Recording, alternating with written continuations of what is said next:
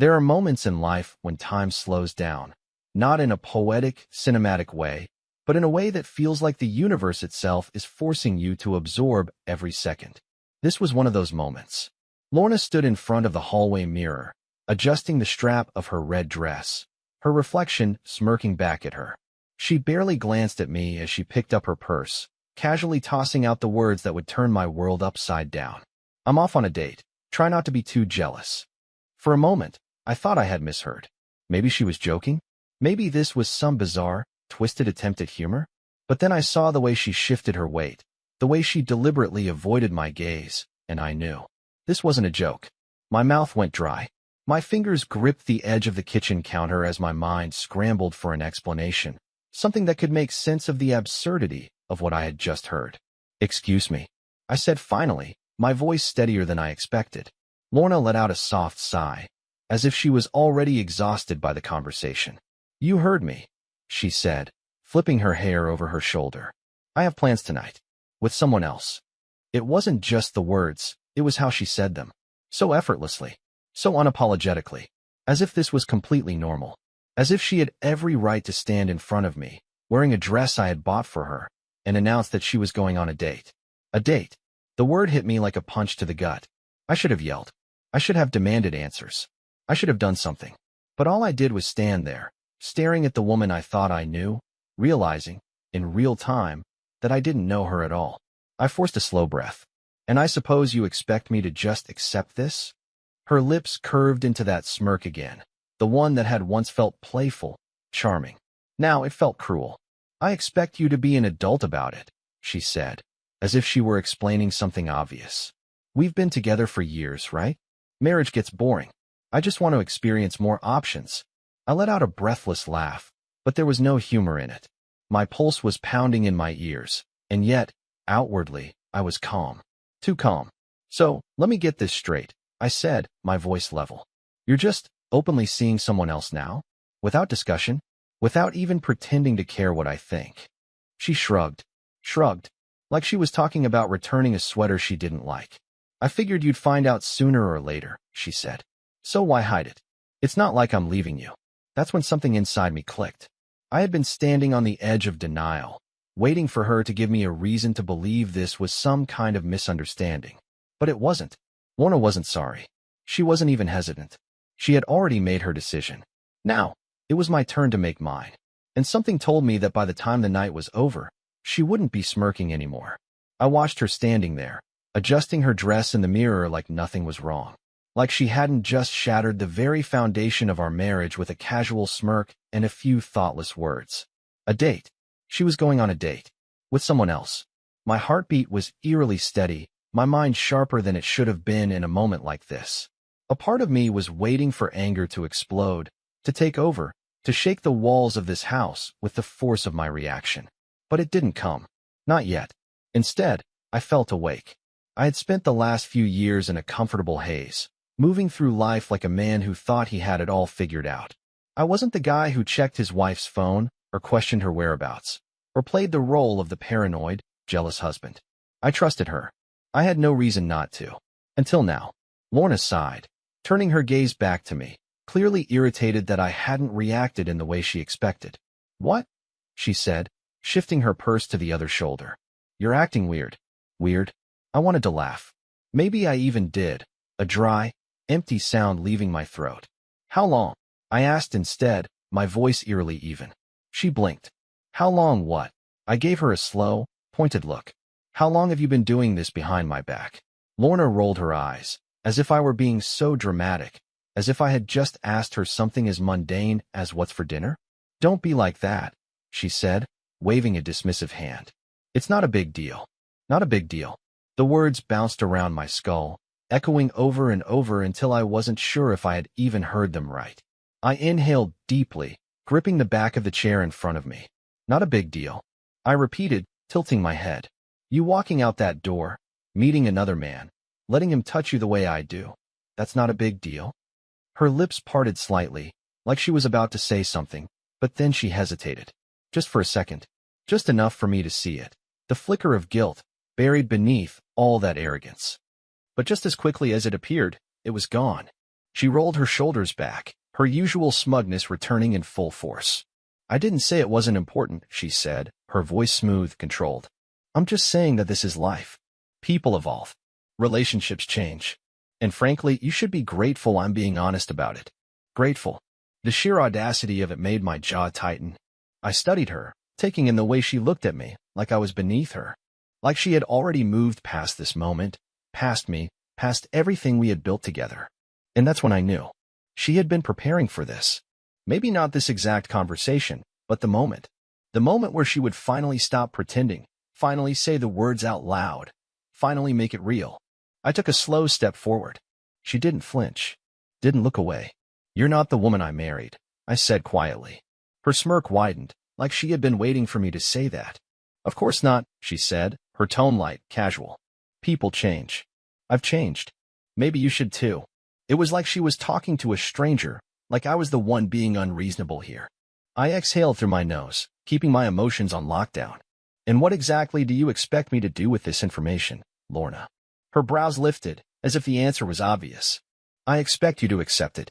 She took another step toward the door, glancing at her watch, checking the time. Like this was just another appointment in her day.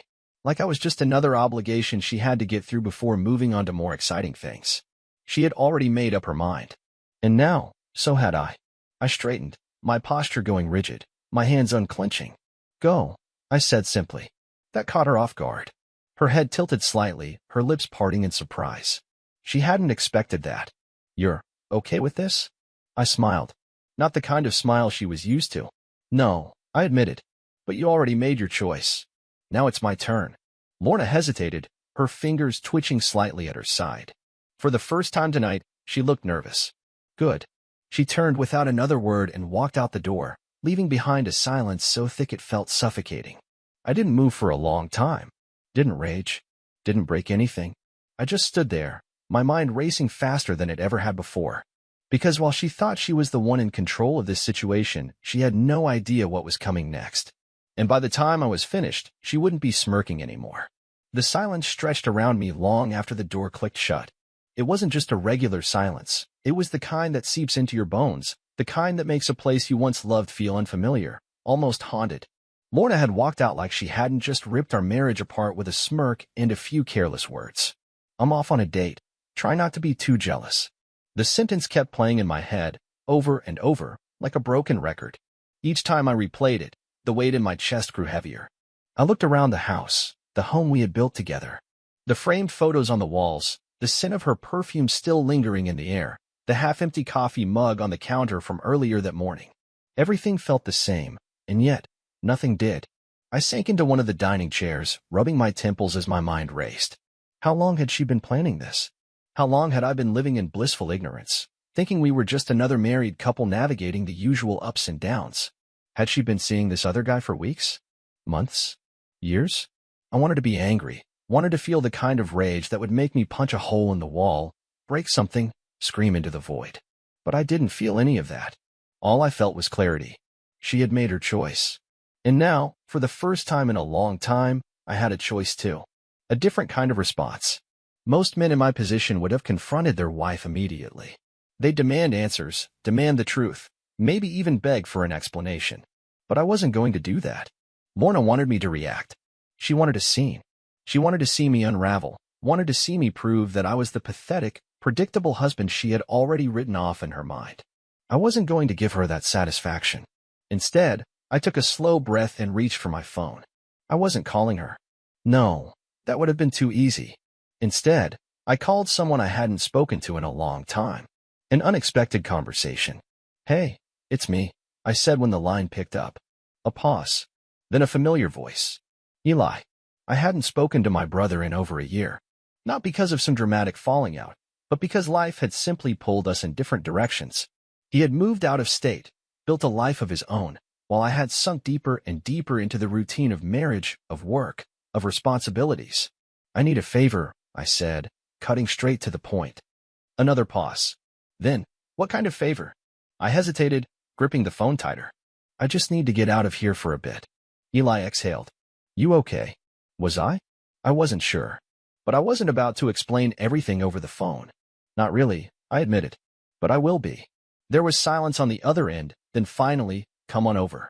I hung up, grabbed my keys, and walked out the door, not bothering to lock it behind me. Because for the first time in my life, I wasn't sure if I'd be coming back. A reality check. The drive to Eli's house was longer than I remembered, giving me too much time alone with my thoughts. Lorna had never been the kind of woman to settle for an average life. She always wanted more excitement, more adventure, more attention. Maybe I had been blind to it before, or maybe I had just convinced myself that I was enough for her. Clearly, I wasn't. By the time I pulled into Eli's driveway, my decision was already made. I wasn't going to chase her. I wasn't going to fight for a woman who had already walked away from me in her mind long before she walked out that door tonight. I was going to do something she never expected. I was going to let her go. And something told me that, in the end, she would regret it more than I ever would.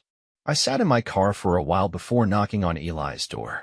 The hum of the engine was the only sound in the otherwise quiet street. It felt strange. This wasn't where I was supposed to be on a night like this. I should have been at home, maybe watching a late-night show with Lorna, or reading in bed while she scrolled through her phone. But instead, I was here. I took a deep breath, my fingers tightening around the steering wheel. A part of me wanted to turn back, drive home, pretend none of this was happening. But I knew better. Lorna had made sure of that. She wanted me to be powerless. That's what this was all about, wasn't it? The smirk, the casual dismissal, the way she had strutted out the door without a second thought. She wanted me to feel like I had no control over what was happening in my own marriage. But she was wrong. I wasn't some lost puppy waiting for her to come home. I wasn't going to crumble under the weight of her choices. No. If she thought she had control over how this story played out, she was dead wrong. A brother's perspective. I finally stepped out of the car and knocked twice. The door swung open almost immediately, and Eli stood there in a hoodie and sweatpants, looking at me like I had just shown up from another planet. "Well, this is unexpected," he said, stepping aside. I walked in, taking in the familiar surroundings. It had been over a year since I'd last been here, and yet, nothing had changed. The same old leather couch, the same stack of books on the coffee table, the faint scent of coffee lingering in the air. Eli shut the door and studied me. "All right," he said, crossing his arms. "What's going on?" I sighed, running a hand through my hair. "Lorna's cheating on me." The words felt foreign in my mouth, like they belonged to someone else's story. Eli's expression darkened. "Are you sure?" I scoffed. "She told me herself." He blinked. "She told you?" "Oh, not in a confession kind of way," I said bitterly. "More like a mocking kind of way. She stood in front of me, put on a dress, and said she was going on a date. Just like that. No shame. No hesitation." Eli let out a low whistle. "Wow. That's... Yeah." I exhaled sharply, sinking onto the couch. That's where I'm at right now. For a while, he didn't say anything. He just sat across from me, tapping his fingers against his knee, thinking. Finally, he spoke. "So, what now?" I had been waiting for that question. The shift in power. That was the thing about betrayal. At first, it knocks the air out of you, leaves you feeling hollow, directionless. But after the initial shock fades, you're left with a choice. Be the victim or take control. I refused to be the victim. I leaned forward, meeting Eli's gaze. "I'm not chasing her," I said. "I'm not fighting for her. I'm not begging her to stay. I'm just done." Eli raised an eyebrow. "Just like that?" I shrugged. "What's the alternative? Sit around and wait for her to come home, pretending everything's fine? Try to win her back while she's off entertaining someone else?" He nodded slowly. "You're right. She doesn't deserve that." "No, she doesn't," I agreed. And yet, there was a part of me that still felt the weight of it all. Not just the betrayal itself, but the sheer casualness of it. She hadn't even tried to hide it. She had looked me in the eye and dared me to react. That wasn't just infidelity. That was cruelty. And cruelty like that didn't come from nowhere. "She's been planning this," I realized out loud. Eli frowned. "What do you mean?" I ran a hand down my face, piecing things together. "She didn't just wake up today and decide to cheat. She's been pulling away for months, staying late at work, making excuses, treating me like an afterthought. This wasn't impulsive. It was calculated. That realization should have made me feel worse. But strangely, it didn't. It made me angry. Because suddenly, I wasn't just some guy whose wife cheated on him. I was a man whose wife had spent months orchestrating his downfall, and she had expected me to just sit back and take it. The unexpected message. Just as I was about to say something else, my phone buzzed. I pulled it out, my stomach twisting slightly when I saw the name on the screen. Lorna. Eli leaned forward. Are you going to answer that? I stared at the screen for a long moment. Then, finally, I swiped to open the message. Hey, don't wait up. I might be late. I laughed. Actually laughed. A short, bitter sound that filled the quiet room. She still thought she was in control. Still thought I was sitting at home like a fool, waiting for her to come back. Eli peered at the screen. Well, she's really just all in, huh? Yeah, I said, sliding my phone back into my pocket. But so am I. Because what Lorna didn't know was that, by the time she came home, she wouldn't be walking back into the same life she had left behind. No, she had made her choice. Now, it was my turn to make mine. I didn't sleep that night. Not because of rage, or sadness, or heartbreak. No, those emotions had already burned away, leaving something colder, sharper in their place. I was thinking. Planning. By the time dawn crept through the blinds of Eli's guest room, I had mapped out my next moves in a way that would make Lorna's carefully constructed plans seem amateurish. She thought she had control.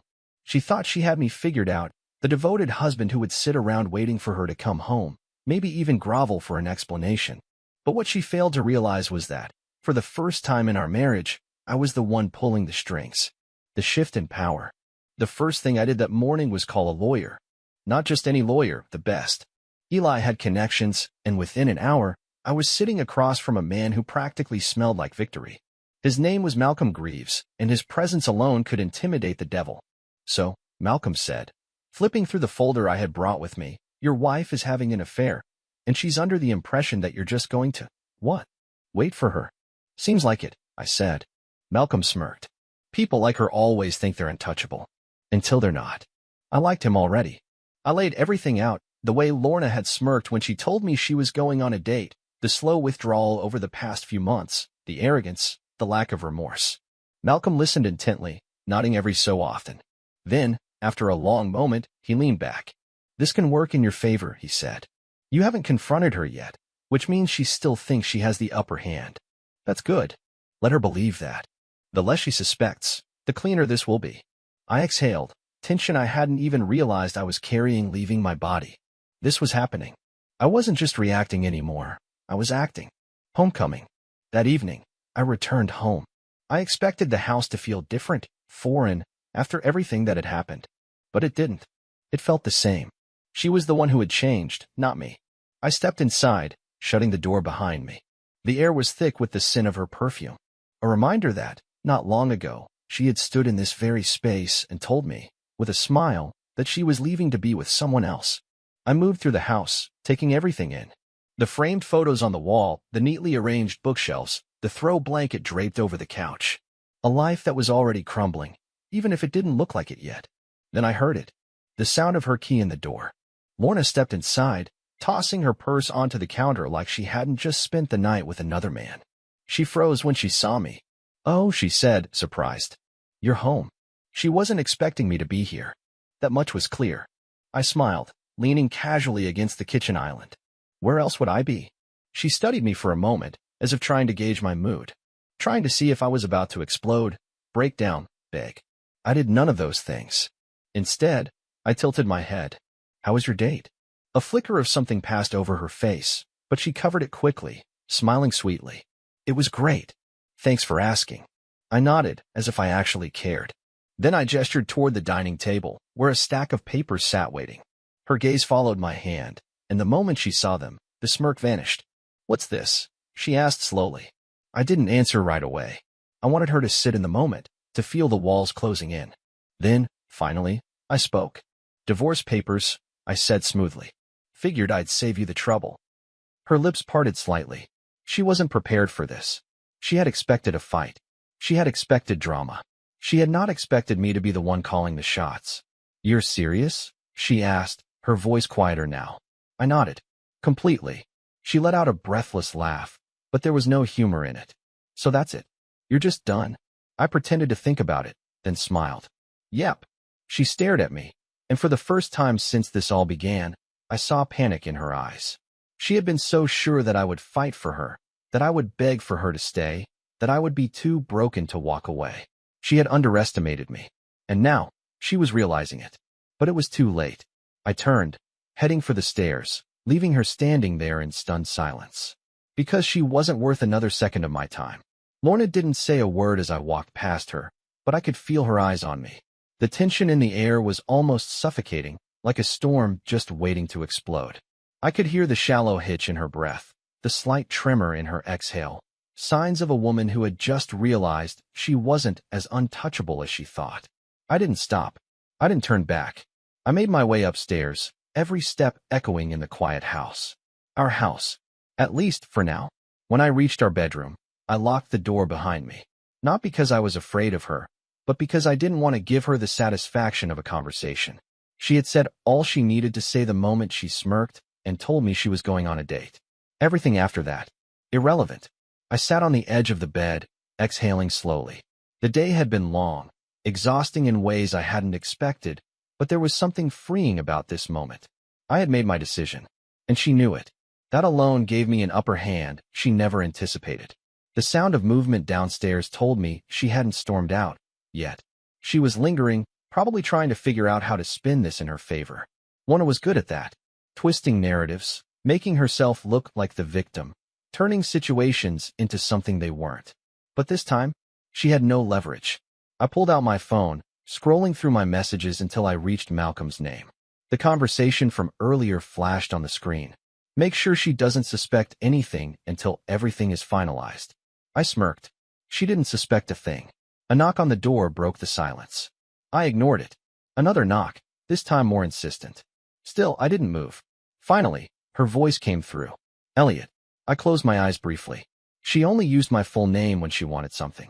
What? I said, my tone flat. A pause. Then, can we talk? I let out a quiet breath, shaking my head, even though she couldn't see me. Talk. Now she wanted to talk? I had given her every opportunity to communicate before, to tell me if something was wrong, to be honest about what she wanted. Instead, she had chosen to humiliate me, to treat me like an afterthought in my own marriage. And now, the moment she saw I wasn't groveling for her, she wanted a conversation. Typical. I stood up, unlocking the door but not opening it. If she wanted to talk, she could do it on my terms. The second the door cracked open, she pushed her way inside. She looked different now. The arrogance from earlier was gone, replaced by something else, uncertainty. Good.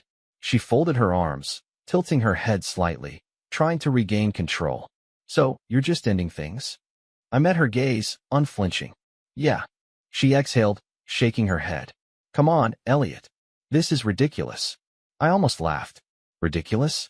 She had walked out of our house like a queen on her way to a feast, parading her infidelity in front of me like it was nothing. And now she had the audacity to call this ridiculous? I crossed my arms. What exactly do you think is ridiculous? That I'm not begging you to stay? That I'm not groveling for your attention? Because if that's what you were expecting, you seriously miscalculated. Her lips parted, caught off guard. For the first time, she looked like she didn't have a perfectly rehearsed response. I thought we had an understanding, she muttered after a beat, her voice quieter now. I raised an eyebrow. An understanding? She hesitated. Marriage isn't black and white, Elliot. It's not some fairy tale where two people stay completely devoted to each other forever. People evolve. Things change. And I thought. She exhaled sharply. I thought you'd at least be open-minded. Open-minded. I shook my head, laughing under my breath. Let me get this straight. You think a real marriage means I should sit back while you go out and have your fun? That I should just be okay with you dating other people while I stay at home, like a loyal pet? She frowned. That's not what I meant. It's exactly what you meant. A flicker of frustration crossed her face, and for the first time, I saw her mask slipping. You're making this harder than it needs to be, she muttered. I took a slow step forward, lowering my voice. No, Lorna. You made this harder the second you decided I wasn't worth the truth. Her jaw clenched. So what now? We just throw away everything we built. I tilted my head. You already did. She flinched. A small reaction, but I saw it. I exhaled, finally feeling the exhaustion settle in my bones. I had nothing left to say, nothing left to give her. The divorce is happening, I said. If you want to pretend this is a shock, go ahead. But don't stand here and act like you didn't choose this. Silence stretched between us. Then, finally, she turned on her heel and walked out of the room. This time, I didn't watch her go. I didn't care anymore. Because for the first time in years, I was done fighting for something that was already gone. The moment Lorna left the room, the weight of everything finally settled on my chest. But it wasn't grief. It wasn't sadness. It wasn't even rage anymore. It was liberation. I ran a hand over my face, exhaling slowly. The house was silent now, save for the distant sound of Lorna moving around downstairs. I could hear the clink of glass, the shuffle of her shoes against the hardwood floor, little signs of a woman trying to process the unthinkable. In her mind, I was supposed to fight for her. She thought she had me so wrapped around her finger that I'd be desperate to keep her, to convince her that what we had was worth saving. She never once considered that I might have already let her go. I walked over to the window and pulled the curtain back slightly. Outside, the street was quiet, the glow of streetlights casting long shadows over the pavement. It was strange how normal everything looked when my entire world had just shifted. Then I heard her voice. Soft at first, muted. I turned my head slightly, realizing she was on the phone. At first, I wasn't going to listen. I had spent enough time caring about what she had to say. But something about her tone made me pause. It wasn't the confident, smug voice she had used with me earlier. It wasn't laced with the usual arrogance she carried like a shield. No, this voice was shaken. I moved closer to the bedroom door, keeping my footsteps silent as I cracked it open just enough to hear. I don't know, she whispered harshly. He's not reacting the way I thought he would. I froze. My grip on the doorknob tightened as my stomach twisted into something cold, something sharp. Who was she talking to? And why did she sound worried? She let out a frustrated sigh. No, I didn't think he'd be happy about it, but I at least thought he'd put up a fight. He just agreed. It's like he doesn't even care. She paused. Then, softer, almost uncertain, she said, "What if I miscalculated?" I nearly laughed. Miscalculated? That was the first intelligent thought she'd had all night. I leaned against the doorway, arms crossed, letting the conversation continue. There was a long silence, and then she let out a sharp breath. No, he doesn't know. Why would I tell him? That would ruin everything. Another pause. Then, her next words sent a slow, creeping fire through my veins. I'll handle it. Just stick to the plan. The plan. Of course, there was a plan.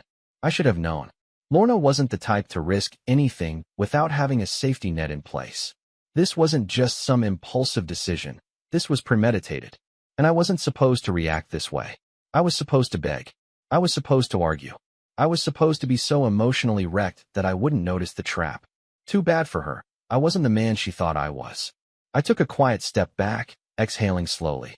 My pulse was steady, my mind clearer than it had been in years. This wasn't just about infidelity anymore. This was a game, and she thought she was the only one playing. I turned, walking back to the bed and picking up my phone. If she had a plan, it was time I made one of my own. One she'd never see coming. I had spent the last few days watching Lorna, piecing together the puzzle she never expected me to see. She had a plan. She had set this up long before that night, long before she stood in front of me and smirked about her date. And the worst part? She had been so sure of herself, so confident that I would react exactly how she wanted me to. But now, she was starting to sweat. I noticed the little things first. The way she hovered around her phone, checking it constantly. The way she'd start to say something to me, then stop herself, hesitating in a way she never had before. The way she stayed home more, almost as if she was waiting for me to explode, to finally give her the fight she had been counting on. I gave her nothing, and that terrified her, because I wasn't acting like a heartbroken husband. I wasn't screaming or threatening or begging. I was calm. And people like Lorna? They don't know what to do with calm. I let her stew in it for 3 days. Then, on the 4th day, I set the final piece into motion.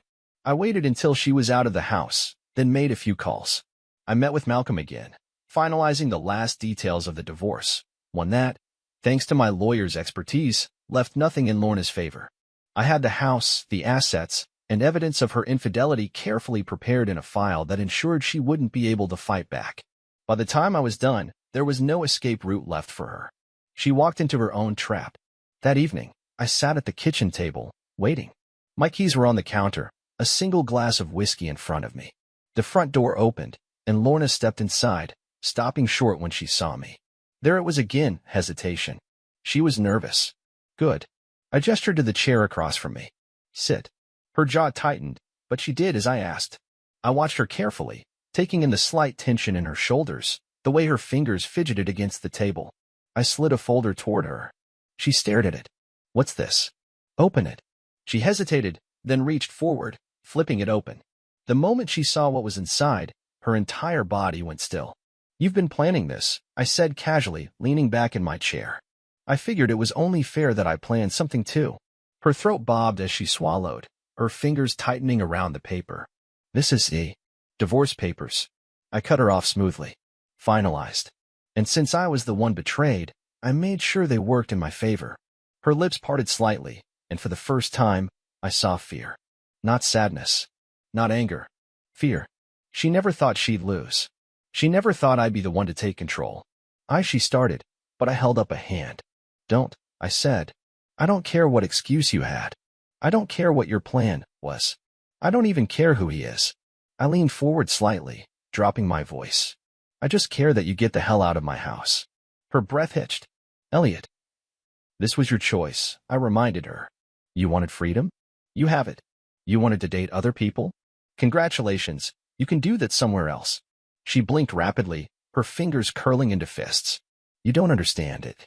Oh, I understand perfectly, I said coldly. You thought I was weak. You thought I'd fight for you. That I'd be so broken by this that I'd play right into whatever script you had prepared. I tilted my head. But you miscalculated. Silence. Then, finally, she let out a shaky breath and laughed. It wasn't a real laugh. It was bitter, breathless, the sound of someone who just lost everything. She shook her head. I guess I did. I stood, grabbing my keys. Pack your things. You're leaving tonight. She didn't argue. She didn't cry. She just nodded, looking down at the papers again, as if trying to comprehend how she had ended up here. She had been so sure she was in control, so sure that she held all the power. But in the end, she had played herself. And I walked out that door, free.